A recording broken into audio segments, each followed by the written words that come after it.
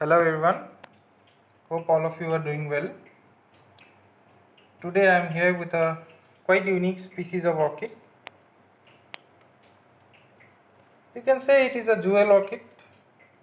Foliage orchids basically kept as known as jewel orchids in the orchid world. So this species is fairly uncommon. You can see this Nephelaphyllum Pulchrum. Nephelaphyllum is a orchid with I think 12 species. Here all the information you can get from this site. It is orchidspecies.com.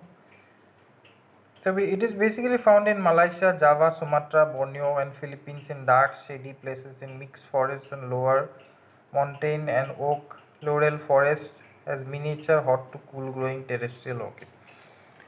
So I'll keep this aside. I'll tell you about the growing experience I have with this plant. By now I have this plant for more than a year now. Not this particular plant, but I am keeping these plants for more than a year or half now. So this is a fairly easy orchid to grow. It is, as I told, it is mostly for foliage, kept in terrariums and all. You can see when the new leaves come, it will be dark copper color, and when it matures it will have again a light greenish copperish color to it. Like this is a quite mature plant, mature leaf. And this the growing structure of the orchid is like it will it will sort of, it is a crawler actually. It will this node will have roots, then again from here another stem will come, then that will bear leaf. So here you can see this was the main stem, then it produces this one, then again it producing this one. You can see the roots are there. Here is another root. So this one will produce another one here after this bloom spike falls.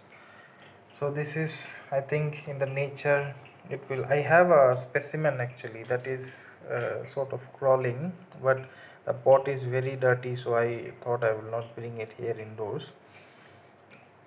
So it will lean towards the soil and it will go, it will crawl like that.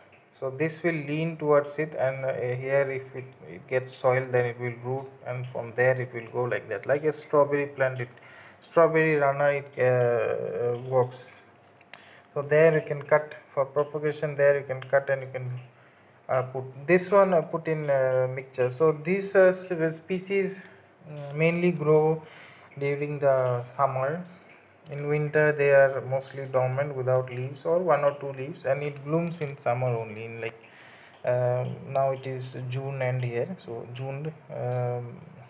So it is the flowers are not very colorful, but they are very interesting looking flowers. You can see there, you can see it is quite interesting and very weird looking flowers it has.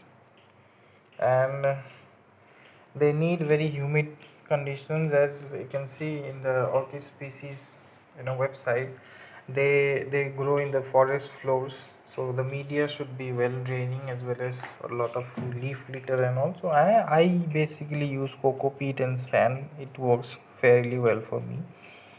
But if you want to try with uh, you know soil, and soil with some compost, then you should use terracotta or earthen, clay pots with that media, because it may tend to rot if you put in plastic pot and you use heavy soil, and compost media.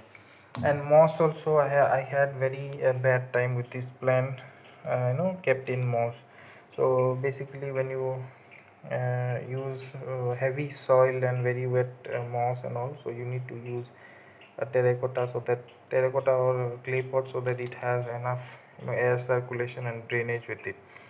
So as the pots are very small, so I am using 50% sand and 50% coco peat, and they are doing fairly well, and in the winter also they have done quite well with this media. So I think it is quite stable, but the coco peat tends to be very wet sometimes, so you need to keep them in area where there is no lot of rainfall, doesn't get a lot of water. So I water them once in a week and fertilize them every 15 days with any, you can fertilize with any all purpose fertilizer. Basically it is good to use orchid specific fertilizer, not very harsh fertilizer, because they are of course uh, foliage orchids. If the foliage doesn't look good, so it is no point of keeping them. So you better watch on fertilizer on every foliage orchids like jewel orchids or anything like this.